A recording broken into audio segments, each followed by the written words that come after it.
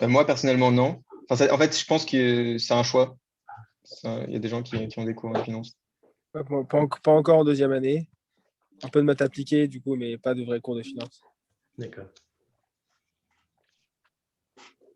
Bon, on va commencer dans 1 minute. Voilà.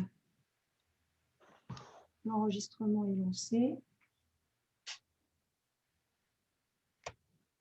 Je peux mettre une cravate. Hein. Je peux mettre une cravate si vous préférez. Non, non, pas du tout.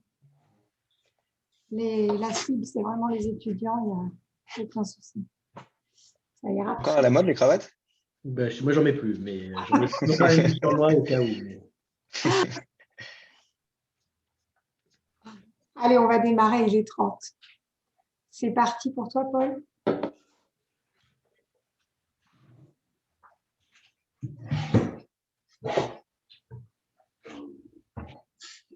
L'enregistrement, c'est bon.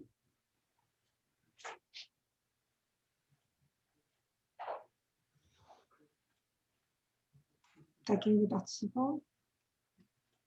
Tu me donnes le go.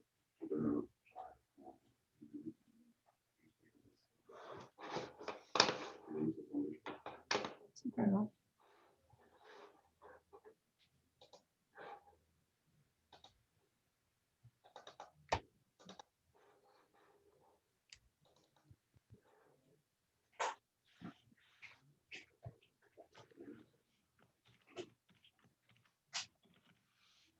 C'est sur le Facebook. J'attends le go de Paul. Hein.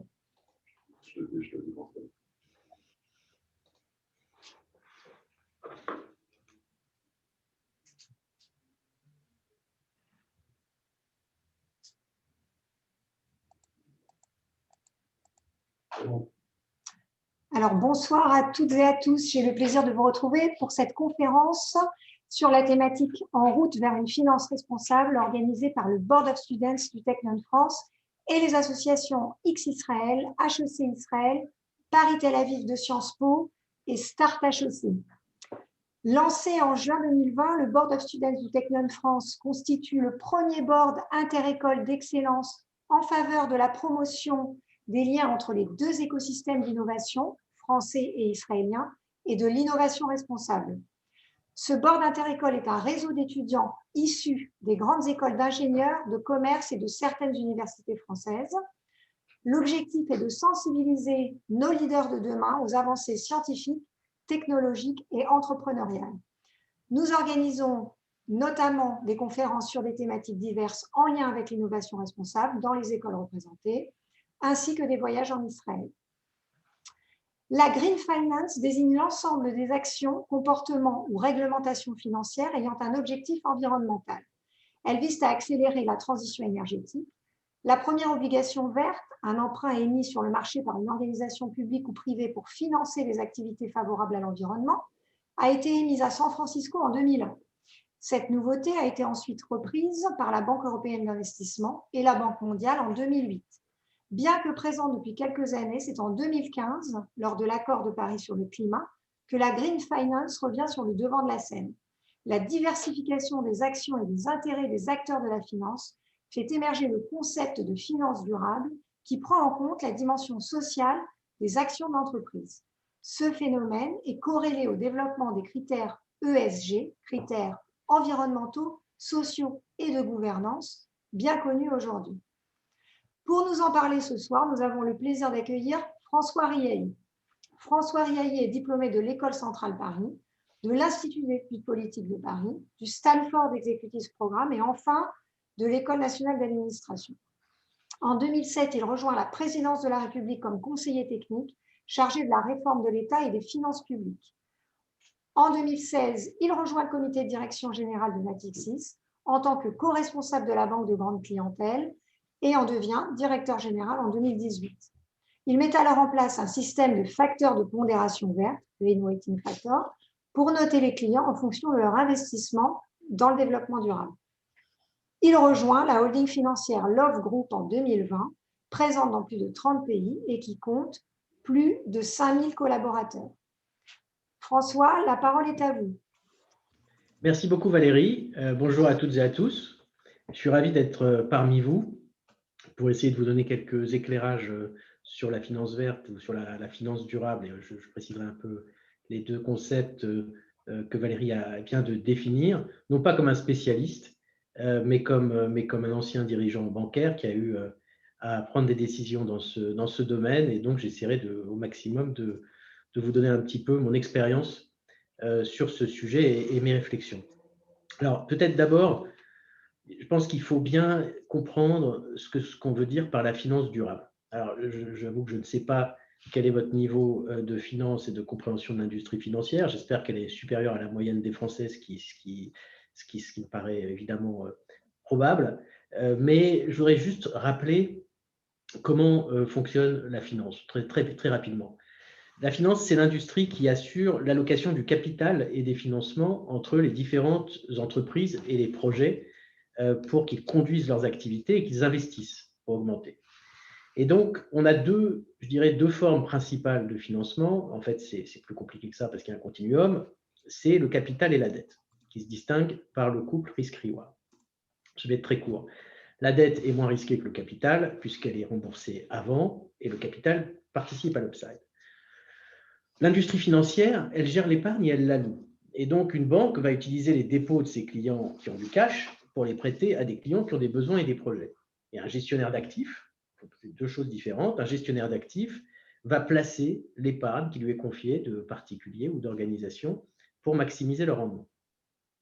Donc, l'octroi de financement par une banque est d'abord drivé par l'analyse du risque de non-paiement, c'est le risque de crédit. Et l'investissement pour compte de tiers va d'abord être drivé par l'objectif de rendement. Mais dans les deux cas, ce sont les données financières qui vont décider de l'allocation de ces ressources. Une banque, traditionnellement, une banque va se demander, si je prête 100 à ce client, est-ce qu'il va être capable de me rembourser 120 dans X années? Un gestionnaire d'actifs va se demander, si j'investis 100 en actions dans ce panel de sociétés, est-ce que je vais pouvoir rendre 120 à ceux qui m'ont confié leur argent dans X années? Du coup, les financements vont aux entreprises les plus solides et les investissements en capital à celles qui offrent les meilleures perspectives de croissance. Et les banques et les gestionnaires d'actifs, et c'est là où je veux en venir, sont puissants, puisqu'en fait, ils ont la main sur la ressource dont tout le monde a besoin, l'argent. Donc, leurs attentes, je parle de l'industrie financière, les attentes de l'industrie financière, les critères que l'industrie financière va utiliser pour allouer l'argent aux différents projets, aux différentes entreprises, va guider les autres entreprises et leur imposer une discipline financière. Et donc, les ratios qui vont être regardés par les financeurs et les investisseurs sont suivis de près par les entreprises qui essaient d'être les meilleurs élèves possibles pour avoir le carburant dont elles ont besoin pour fonctionner et pour se développer, c'est-à-dire l'argent. En cela, l'industrie financière a une forte influence sur le reste du capitalisme. Et c'est ce qui explique que l'industrie financière est souvent prise à partie par les opinions publiques et par les ONG. Elle lui reproche parfois les objectifs de rentabilité imposés par les financiers. Elle leur reproche aussi parfois le court-termisme de leurs décisions. Mais ce qu'il faut comprendre, c'est que les industries financières, elles, ne sont pas manipulatrices, elles ne font pas de politique, elles ne se réunissent pas comme ça en voulant, je dirais, appauvrir la population ou en voulant fixer des critères à tout le monde. Elles répondent simplement aux lois de l'offre et de la demande par rapport à leurs clients, à leurs concurrents, dans le cadre de régulations très contraignantes et en cherchant, comme toute entreprise également, à s'assurer du profit et à répondre aux attentes de ses actionnaires. Donc, on avait un système qui était très simple, dans lequel, finalement, le fait de pouvoir disposer de financement, le fait de pouvoir disposer d'injection de capital était simplement, je dirais, défini par des critères financiers. Mais depuis quelques années, la question de la RSE, de la responsabilité sociale et environnementale, est montée en puissance. Et elle a fini par gagner le monde de la finance, en grande partie sous la pression des organisations non gouvernementales. Et comme le disait Valérie tout à l'heure, ce qui a fait changer de dimension cette question, c'est la question du changement climatique. Ça fait longtemps qu'on parle de RSE, ça fait longtemps qu'on parle de finances responsables, mais ça existe, comme Valérie l'a dit, depuis de nombreuses années, mais finalement, c'était resté très, très marginal. Ce qui a fait sortir cette dimension de la marginalité, c'est le changement climatique. Et depuis les accords de Paris, à l'occasion desquels quasiment tous les pays du monde se sont donné des objectifs de réduction de leur empreinte carbone, cette question est arrivée dans l'assiette des financiers. Le fondement économique de cette question, elle est assez simple, c'est celle des externalités négatives que je pense vous connaissez tous.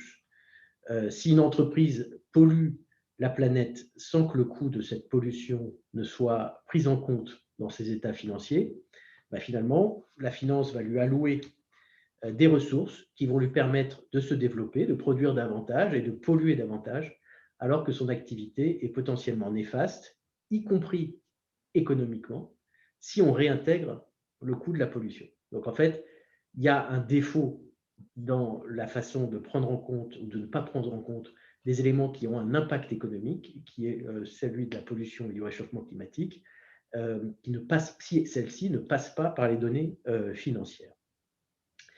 On a eu une forte pression, je le disais, des organisations non gouvernementales sur les établissements financiers pour qu'elles agissent et que finalement elles fassent des choix pour ne plus financer des industries les plus polluantes.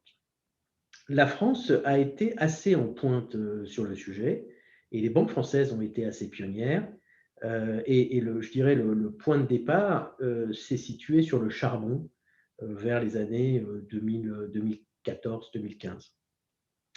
Et je le dis clairement, au départ, c'était quand même en grande partie de la communication. La RSE était prise sous l'angle de la communication et les banques les moins exposées au charbon ont été les premières à prendre des engagements sur ce thème parce que finalement, ça leur coûtait moins cher et puis ça enquiquinait leurs petits concurrents. Mais c'était d'abord sur des sujets de communication. D'ailleurs, à l'époque, j'étais en poste en Asie pour Natixis et j'étais le plus réticent à arrêter de financer le charbon parce que des pays comme l'Indonésie n'avaient pas tellement d'alternatives pour se développer. Et j'étais bien sûr qu'ils se développeraient, qu'on finance le charbon ou pas. Mais donc au départ, c'était un petit peu pour se donner bonne conscience à bon compte, mais au fur et à mesure, la pression est montée de plus en plus fort, amenant à des questions plus difficiles. Le charbon, ok, et le pétrole, et le gaz, et le nucléaire. Voilà, donc ça, c'est une évolution qui a eu lieu depuis les accords de Paris. Mais depuis de plus nombreuses années, des pionniers avaient lancé le sujet de l'investissement responsable en s'adressant aux épargnants directement, qui avaient envie de donner du sens à leur épargne, ou alors aux investisseurs institutionnels qui avaient des stratégies de RSE, par exemple des fonds souverains, avec l'idée qu'une partie de leurs investissements ne devrait pas être guidée simplement sur le fait d'obtenir le meilleur rendement possible, mais de choisir aussi des financements à impact qui finalement donneraient à leur épargne une valeur morale. Des fonds se sont créés, on en avait un d'ailleurs chez Natixis qui est devenu très, très important, qui s'appelle Mirova, qui garantissait que si vous investissiez chez eux, ils choisiraient leurs investissements en prenant en compte des critères liés à l'environnement ou à l'atteinte d'objectifs d'intérêt public. Je vous ai mis un document, je ne sais pas si vous l'avez eu, qui donne une idée des motivations des investisseurs pour acheter des produits financiers soutenables. Au départ, c'était très marginal, très, très marginal. C'était vraiment une frange quasi, je dirais, idéologique très petite de la finance, mais c'est eux qui ont lancé le mouvement. Dans le même temps, les entreprises de tous les secteurs ont également subi une pression croissante pour justifier que leurs activités apportaient du bien et non du mal à l'humanité. Et toutes les entreprises, et pas seulement la finance, ont été soumis, je dirais, à des questions sur leur responsabilité sociale et environnementale. Et là encore, ce qui a commencé à accrocher le plus a été le changement climatique. En fait, les entreprises les plus vertueuses en matière de changement climatique y ont vu un moyen d'en tirer un avantage compétitif par rapport aux autres entreprises en matière d'image, et donc ont été sensibles au fait d'émettre des obligations vertes. Valérie en parlait, et c'est quelque chose qui a été le premier instrument de développement de la finance verte. Des banques ont commencé à se positionner sur ce créneau en allant proposer à des entreprises, je dirais, vertueuses en matière d'environnement, d'avoir recours à des financements verts plutôt qu'à des financements classiques. Alors, qu'est-ce que c'est qu'une obligation verte, un green bond? C'est bizarre, parce qu'on dit que l'argent n'a pas d'odeur, il n'a pas non plus de couleur. Alors, en quoi ces obligations sont vertes? En fait, ce sont des financements fléchés. Je vous donne un exemple. La RATP émet des obligations vertes pour faire basculer son parc d'autobus du gazole à l'électrique. Donc, ça a un coût de remplacer les autobus par des autobus électriques. Elle va lever un financement dédié à cette transformation et elle va aller chercher des investisseurs qui ont levé des fonds sur l'idée qu'ils allaient les investir dans la transition énergétique, et ils vont émettre une obligation verte qui, en fait, va être fléchée, et ce que l'émetteur, donc la RATP, va devoir faire, c'est un reporting pour bien démontrer que les fonds ont été dépensés pour acheter des autobus électriques, et donc prouver que c'est bien à cet effet qu'a été utilisé l'argent. C'est une innovation assez forte parce que finalement, c'est la première fois qu'un outil financier ne s'intéresse pas seulement au fait que le prêt soit remboursé. Alors dans le cas de la RATP, ce n'est pas un gros risque puisque c'est quasi l'État français, mais à comment il va être utilisé. Donc ça, c'est un changement assez majeur. Alors, encore une fois, sur le document que je vous ai passé, je ne sais pas si je peux le partager ou pas, la slide 2 décrit les différents outils de la finance verte et le passage auquel on assiste aujourd'hui, c'est qu'on a commencé avec des obligations vertes, donc fléchées vers une utilisation, des prêts verts fléchés vers une utilisation, à des outils qui sont maintenant des outils de trajectoire. Donc, par exemple, on va faire une obligation qui va être basée sur un engagement de réduction de gaz à effet de serre pour toute une entreprise à une échéance de 3 ans ou de 5 ans. Et donc, on s'inscrit dans une trajectoire. Alors, Valérie l'a dit, moi j'ai développé chez Natixis fortement cette dimension verte à partir de 2016. Car j'ai tout de suite compris, au moment des accords de Paris, que le mouvement allait être massif. J'ai engagé des équipes, nous avons développé des savoir-faire, et ce qui était au début un sujet assez marginal, y compris pour nous, est devenu, en quelques années, l'un des sujets de préoccupation majeurs de nos clients et une des forces reconnues de la banque. Je peux vous dire qu'on a lancé ça donc en 2016. En 2018, à chaque fois que je rencontrais mes clients qui étaient les CEO de toutes les entreprises françaises, il n'y avait pas un rendez-vous où on ne parlait pas de finance verte. Et comme l'a dit Valérie, j'ai aussi lancé en 2019 une démarche qui nous avait démarqué, qui a été donné en exemple dans le monde entier, qui s'appelle le Green Weighting Factor. Alors, je vais essayer de résumer simplement ce qu'on a fait. C'est qu'on a regardé tous nos financements, tout notre portefeuille de crédit accordé aux entreprises, et on leur a donné une couleur. On a une échelle de couleurs de 7 couleurs, 3 nuances de vert, 3 nuances de brun, une seule nuance de gris. Et finalement, ça donne une idée de l'impact sur le climat et sur l'environnement de chaque financement que nous avons fait. Ça nous a pris 18 mois pour construire une méthode et pour intégrer cet élément aux outils informatiques de la banque. Et une fois qu'on a fait ça, on a mis en place un bonus-malus qui a rendu les financements verts plus profitables, vu de la comptabilité analytique de la banque, et rendu les financements bruns moins profitables. Finalement, en ayant cet outil, on s'est créé un moyen de piloter notre bilan en prenant en compte le changement climatique. Alors, très simplement, pour essayer de vous expliquer comment ça marche, chez Natixis, nous avions deux types de financement. Des financements corporate, qui financent les besoins généraux de l'entreprise, et des financements dédiés. Sur les financements corporate, finalement, la question, c'est de coloriser une entreprise. Et là, de plus en plus, on a des agences de rating environnemental qui donnent, je dirais, une évaluation de l'impact climatique des différentes entreprises et sur cette base-là, il est assez facile de leur donner une couleur, ce que nous avons fait pour les financements corporate. Et puis, on a les financements dédiés. Donc, on finançait des avions, on finançait des lignes de chemin de fer, des immeubles. Et donc, la question à chaque fois, c'est est-ce que ce projet que nous finançons, quelle est sa couleur et quelle est sa contribution à l'environnement? On a développé 42 arbres de décision sur les différents actifs pour déterminer la couleur de ces actifs.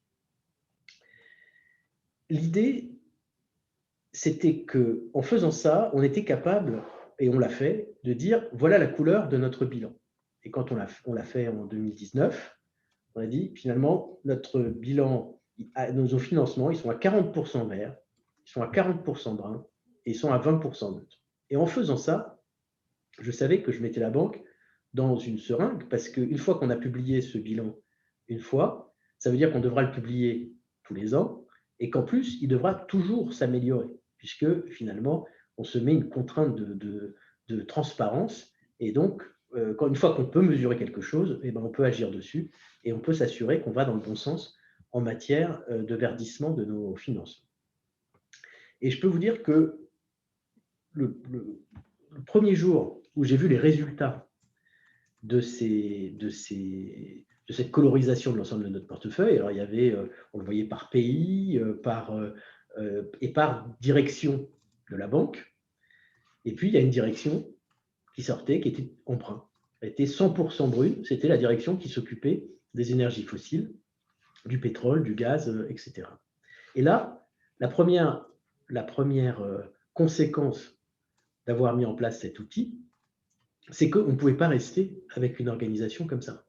Parce qu'on ne peut pas laisser des collaborateurs être finalement dans une direction qui, au fur et à mesure, va s'amenuiser, qu'on va finalement réduire petit à petit. Donc, première décision sur la base de cette colorisation, on a mis en place une nouvelle direction de l'énergie, où on avait à la fois les énergies fossiles et les énergies renouvelables pour permettre progressivement un transfert des uns vers les autres aussi des équipes.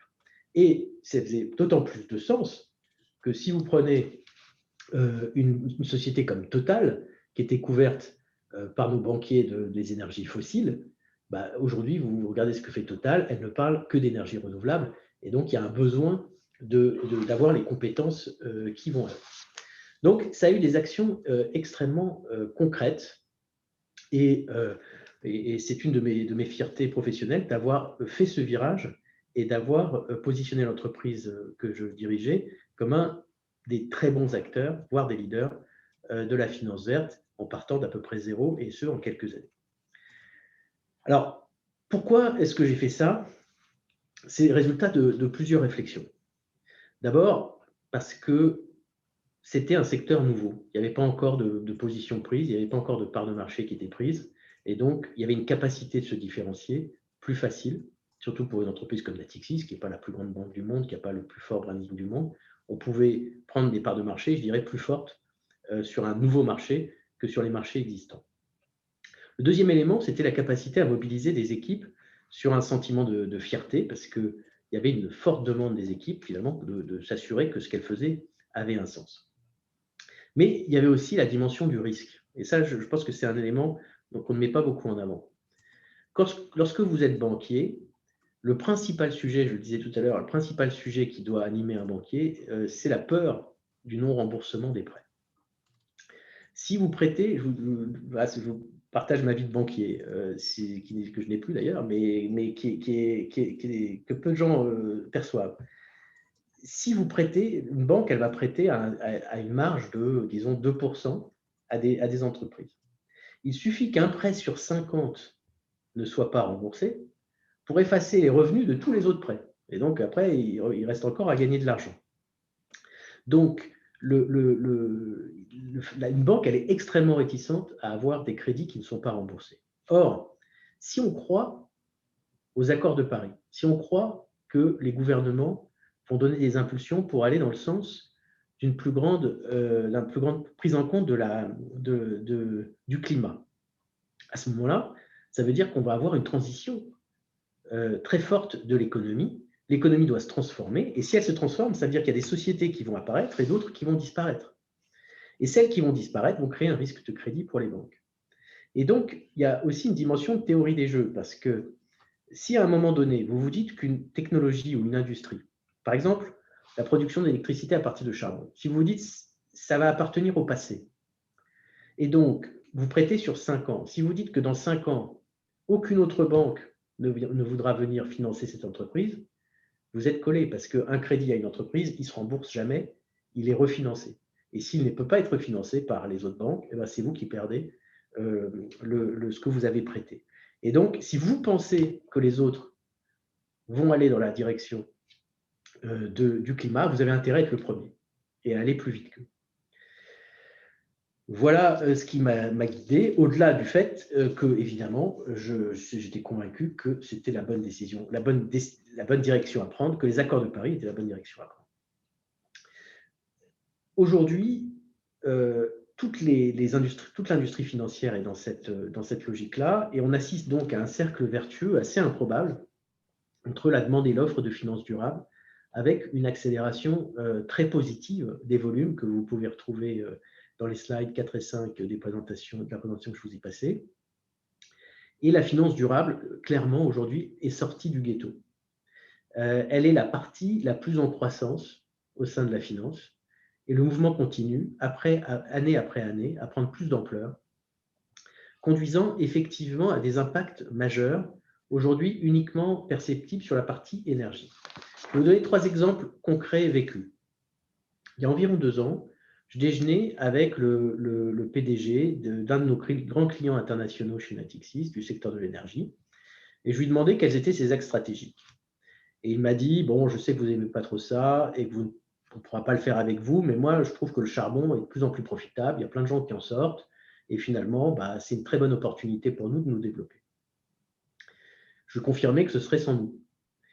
3 mois plus tard, sous la pression de ses investisseurs equity, il annonçait renoncer à tout développement dans le domaine du charbon. Il n'avait pas forcément changé d'analyse en 3 mois, c'est juste qu'il a réagi à la pression, puisque s'il continuait à développer le charbon, il n'arrivait plus à trouver d'actionnaires institutionnels. Deuxième exemple, il y a 1 an à Davos, je participais à une réunion sur l'énergie et la PDG, elle est facile à reconnaître parce qu'il n'y en a qu'une qui soit une femme, d'une grande majeure américaine du pétrole, a clairement dit que quand on lui demandait quelle était sa principale crainte pour l'avenir, sa réponse a été c'était de ne pas savoir si elle allait trouver des financements pour pouvoir continuer son activité. Elle l'identifiait comme le risque numéro 1 et avait donc commencé à développer des pièges à CO2 pour rendre sa production plus verte.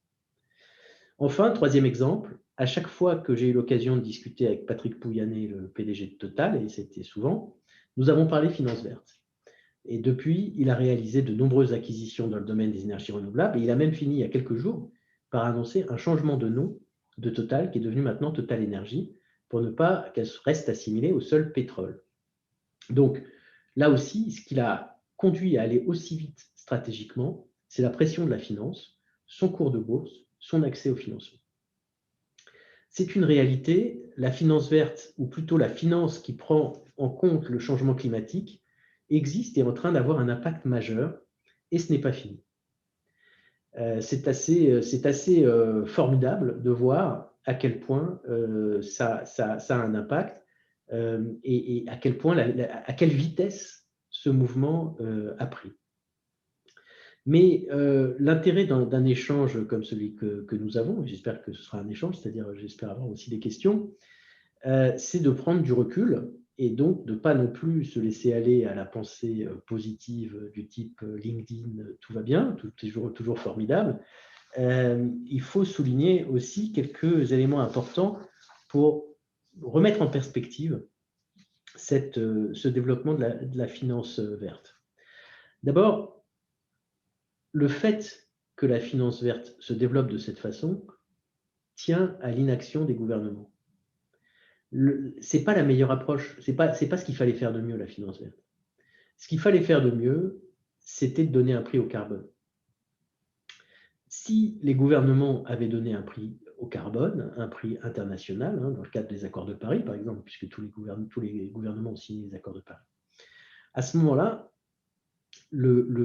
l'alignement de la finance aurait été instantané et total, puisque on aurait intégré dans les données financières le coût de l'émission du gaz à effet de serre, et du coup, ça aurait été beaucoup plus simple et beaucoup plus rapide, et ça n'aurait pas reposé sur, je dirais, la mobilisation des acteurs.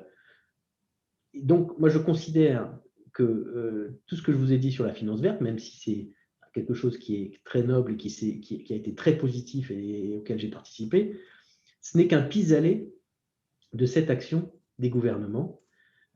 Pour moi, ce serait vraiment au gouvernement de prendre ce type de décision. Et encore, sur le changement climatique et l'environnement en général, on reste sur une approche économique. Et ça, c'est un élément assez fondamental.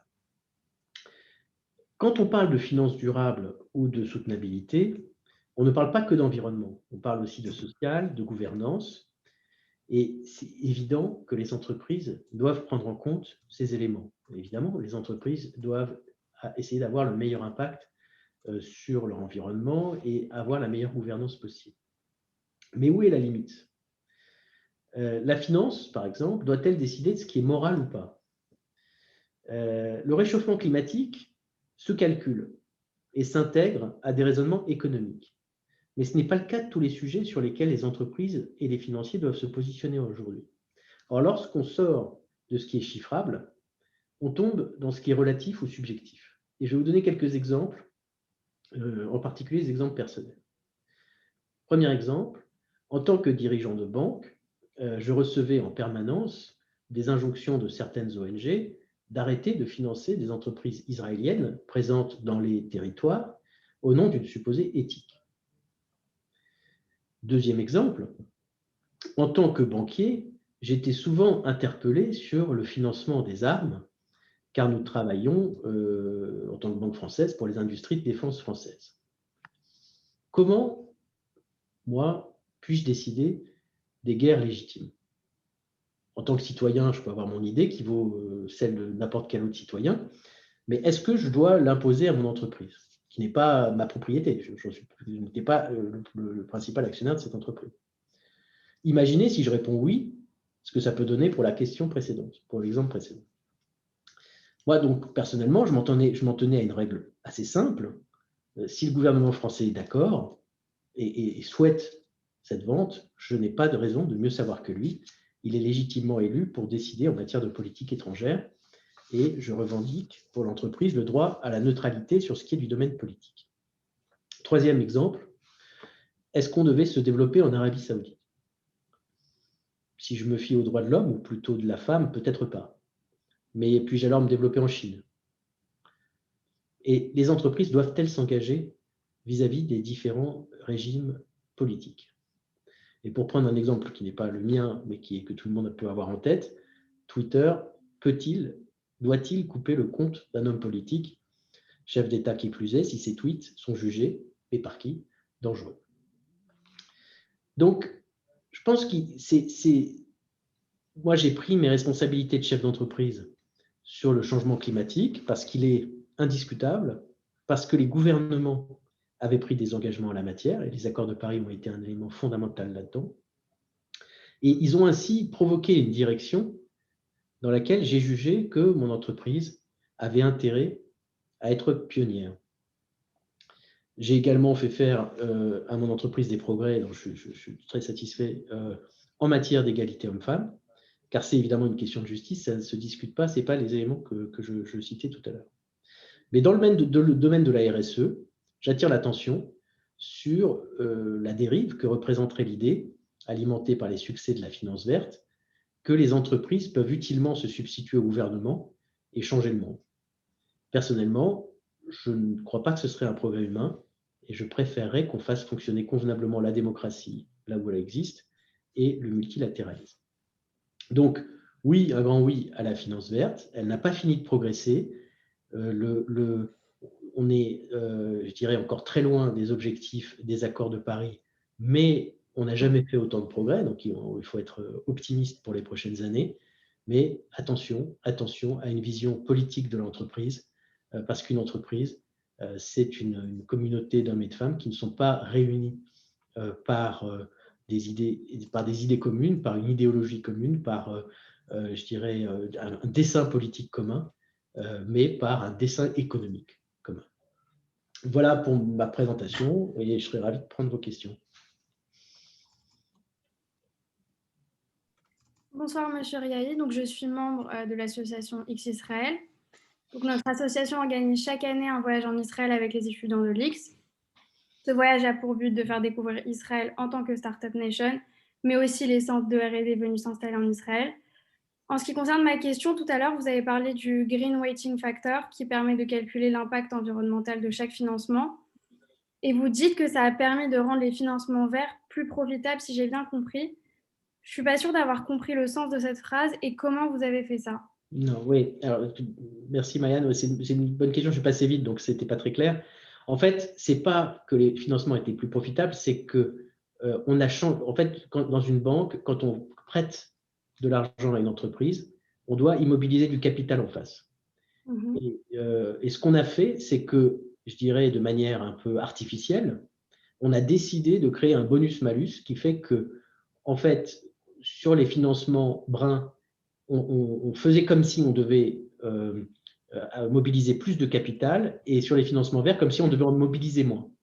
Pour qu'au total, ce soit neutre pour le bilan de la banque, mais qu'en fait, on mette une incitation aux équipes, parce que les équipes, par exemple les banquiers, quand ils vont chercher des financements, pour pouvoir obtenir le financement, il faut aussi qu'ils soient un peu profitables pour la banque. Et donc, quand ils montraient la profitabilité du deal qu'ils ramenaient, on faisait des calculs sur la base d'un bonus si c'était vert et d'un malus si c'était brun. Mais c'était purement interne à l'entreprise. Ça n'avait pas de conséquences à la fin sur la profitabilité du deal. C'était plus une incitation en fait pour l'entreprise à orienter l'entreprise vers ce qui était vert. D'accord, merci. Ça veut dire aussi, ce que ça veut dire concrètement, ça veut dire qu'on peut faire moins cher un financement vert parce qu'il va paraître plus profitable à la banque grâce à ce mécanisme. D'accord. Bonsoir Monsieur Riahi, Emmanuel Tibi du Binet X Israël, donc avec Mayan. J'avais une question sur Total, donc qui est en train de s'implanter sur le platal de l'X. Comment pensez-vous que Total peut réorganiser ses activités pour rentrer dans des portefeuilles à critères ESG, comme vous l'avez dit? Alors, c'est une très bonne question parce que, comme je vous le disais, j'en ai beaucoup parlé très souvent avec le PDG de Total, Patrick Pouyanné, et j'ai essayé de le tirer justement vers la finance verte. Il était très réticent tant que les instruments étaient dédiés. Parce que finalement, Total, depuis pas mal d'années, a commencé à développer, par exemple, les énergies renouvelables. Mais évidemment, le gros de son business était le pétrole et le gaz. Et donc, il ne voulait pas lever des financements verts juste sur une activité qui était petite. Il voulait lever des financements verts sur l'ensemble du financement de Total. Mais pour faire ça, il a fallu, de notre côté, qu'on aille vers des outils financiers qui financent la transition et que de son côté, qu'il ait une stratégie très claire par rapport au changement climatique.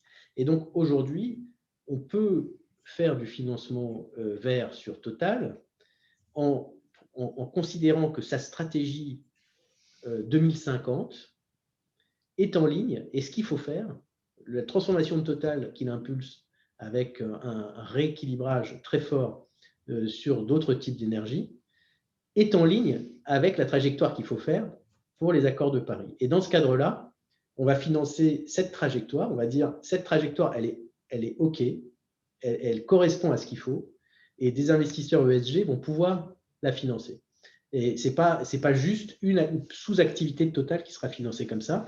Et c'est ce qui est en train de se passer, mais vous voyez que, je dirais, dans les derniers mois, Total a multiplié les acquisitions dans le domaine des énergies renouvelables. Là, il est je dirais à fond la caisse. Il est en train de changer le business mix de Total pour que celui-ci soit acceptable d'un point de vue climatique.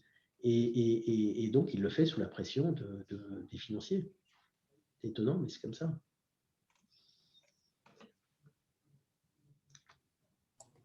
Bonjour, alors nous avons une question spectateur du coup qui demande quelle mesure financière permet de quantifier la rentabilité des investissements dans la finance verte et en particulier en Sustainability Linked Loans. Voilà, c'est précis comme question. Alors, un Sustainability Linked Loan, qu'est-ce que c'est? C'est un prêt dans lequel il va y avoir des critères de soutenabilité. C'est-à-dire, par exemple, ça peut être des critères liés à l'environnement ou ça peut être des critères dans d'autres domaines.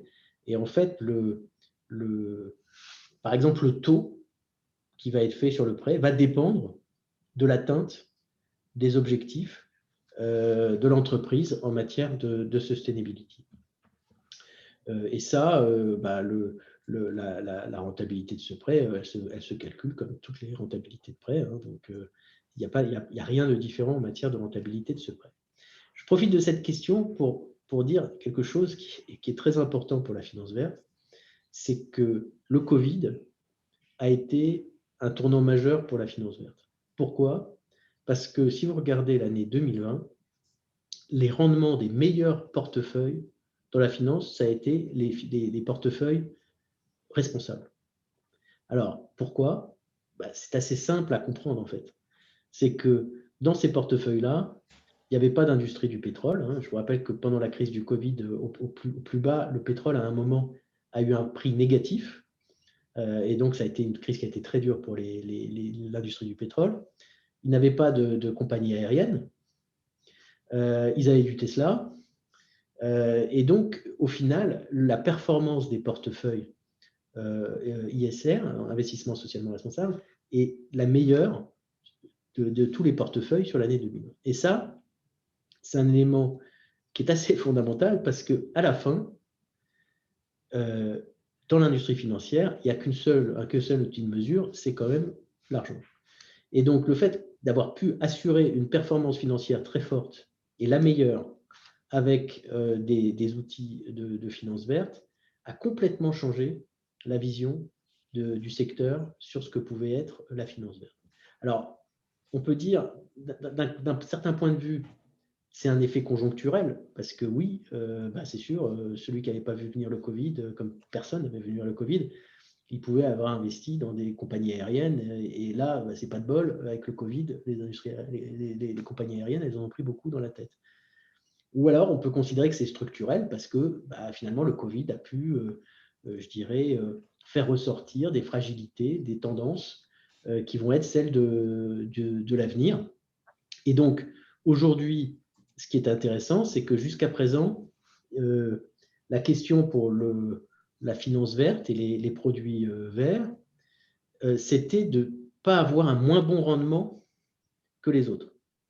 Et là, dans la crise du Covid, maintenant, ils prétendent pas, c'est pas négatif, hein, mais ils peuvent dire, oui, on va avoir un meilleur rendement dans le long terme, puisque finalement, on prend plus en compte le long terme.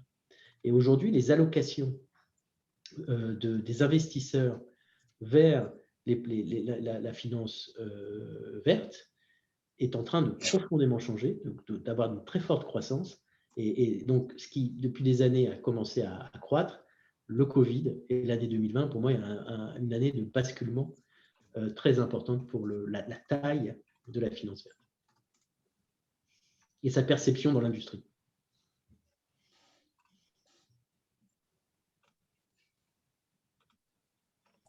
Parfait, merci beaucoup. Et nous avons une autre question du coup d'un spectateur qui demande si le fait que les banques aient toujours dans leur compte d'importants financements d'énergie fossile n'est-il pas une limite à leurs engagements dans une transition radicale? Alors, d'abord, aucune banque, je crois, ne s'est engagée à sortir des industries fossiles, mais de toute façon, dans le cadre des accords de Paris, aucun État s'est non plus engagé à sortir des énergies fossiles. Donc, toute la question, ça va être une question de la transition. À quelle vitesse on va réduire les énergies fossiles, à quelle vitesse on va faire croître les autres types d'énergie. Ça va assez vite, hein, ça va plus vite, je pense, que ce qu'on pensait. Le Covid l'a encore accéléré. Et donc, je dirais, les banques, elles financent l'économie, elles sont un peu le reflet de l'économie. Donc, à partir du moment où on ne peut pas aujourd'hui faire tourner l'économie mondiale sans les énergies fossiles, ça c'est un fait, les banques ne peuvent pas s'arrêter de financer les énergies fossiles. Ceci dit, de nombreuses banques sortent de certaines énergies fossiles. Alors, le charbon, c'est largement fait, mais de certains types de pétrole. Chez Natixis, par exemple, juste avant que je parte, on était sorti des gaz de schiste aux États-Unis. Donc, au fur et à mesure, évidemment, les bilans bancaires sont assez longs parce qu'on prête à 3 ans, à 4 ans, à 5 ans. Et donc, ce n'est pas parce qu'on arrête une activité qu'instantanément, il n'y a plus ces financements dans les bilans. Mais progressivement, le spectre du fossile est en train de se réduire. Et si je reprends l'exemple de Total, ça va être le fait même des entreprises qui aujourd'hui sont dans les énergies fossiles, qui vont en fait aussi se diversifier et donc faire évoluer.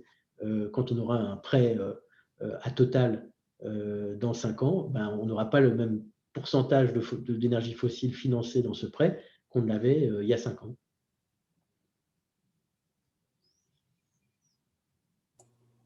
Merci beaucoup. Alors, on a une autre question du coup des spectateurs qui demandent, Jack vous dit bonjour et qui trouve que ce que vous faites absolument génial. Et est-ce que vous pensez qu'aujourd'hui, il est possible de faire une carrière dans la finance en travaillant uniquement dans des entreprises de la finance verte? La réponse est oui. La réponse est oui.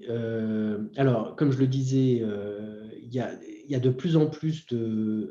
donc, il faut bien différencier au sein de la finance les banques et les gestionnaires d'actifs. Ce n'est pas tout à fait le même métier. Les banques ont des bilans, font des prêts longs, etc. Les gestionnaires d'actifs placent de l'épargne. Vous avez, par exemple, en France, les grands gestionnaires d'actifs qui sont 100% ISR. C'est le cas d'Amundi, c'est le cas de la Banque Postale Asset Management. Il y a aussi des entités, je parlais de Mirova chez Natixis, qui sont encore plus, je dirais, des pionniers, etc. Et il y a des gens qui font toute leur carrière au sein de Mirova. Hein.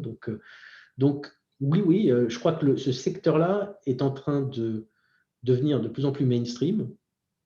Et aujourd'hui, c'est très porteur.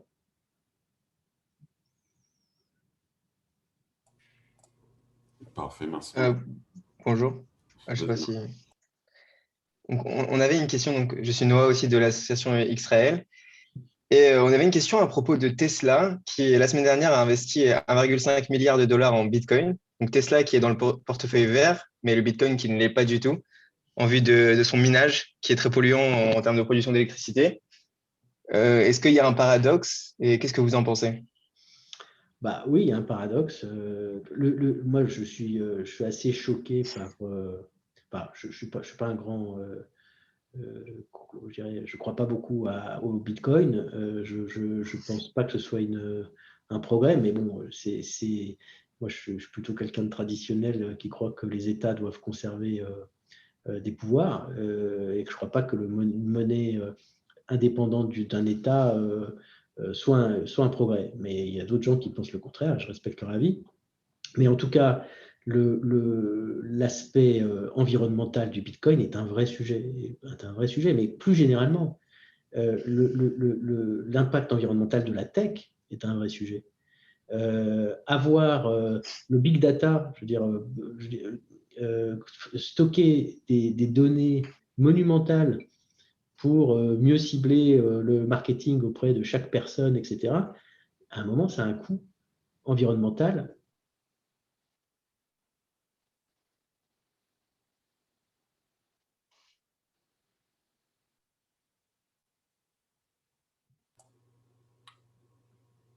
Alors, est-ce qu'on vous entend encore, François? Je crois qu'il y a un bug. Alors, François a dû se déconnecter. De voir Elon Musk. Vous avez été coupé, je crois, François. Pardon, je suis désolé. Vous disiez que vous n'aviez, que c'était en général les produits technologiques qui polluaient.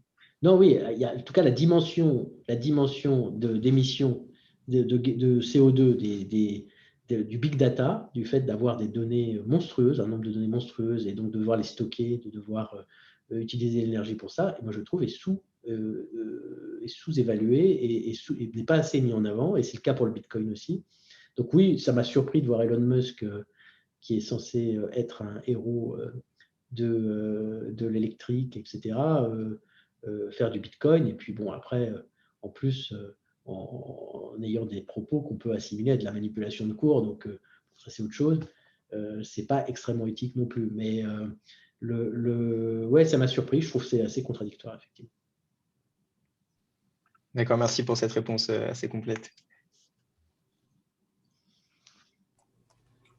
Alors, peut-être une autre question. Est-ce que vous avez le sentiment que les différents acteurs des marchés financiers, clients et investisseurs, ont pris conscience de l'urgence de la problématique climatique? Je ne promets pas ça. Mais par contre, et c'est finalement la question, c'est qu'aujourd'hui, heureusement, et finalement, quelque part, ça ne repose pas là-dessus. D'abord, en général, les financiers sont des êtres humains comme les autres. Ils ont une conscience plus ou moins environnementale. Ils trient les déchets chez eux ou pas. Ils ont une voiture électrique ou pas. Ça, c'est l'affaire comme tout le reste de la population.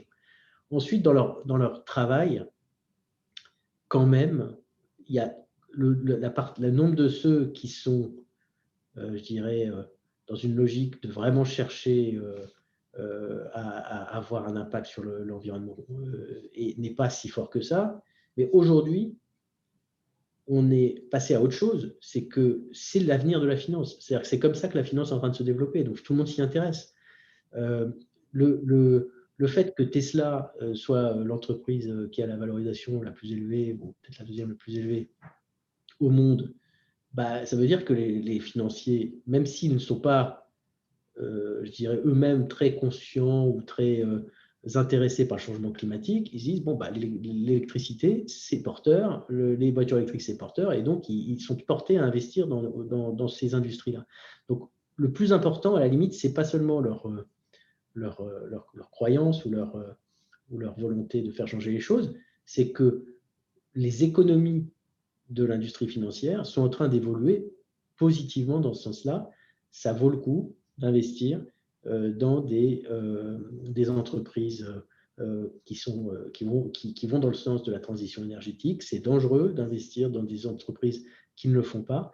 Et donc, au final, c'est cette dynamique-là qui est beaucoup plus puissante que simplement s'il fallait aligner toutes les consciences.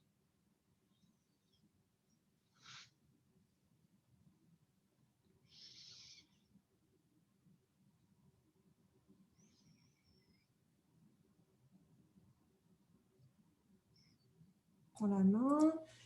Merci François, je reprends la main. Pour conclure cette conférence, c'était vraiment passionnant. Là, il y a eu énormément de questions. On a essayé de répondre. Vous avez tâché de répondre à quasi toutes les questions. Je vous en remercie. C'était vraiment très, très intéressant. Ça va faire presque une heure qu'on est ensemble. Un grand merci à vous. C'était vraiment passionnant. Je remercie également les étudiants des 3 associations qui nous ont aidés à organiser cette conférence ce soir.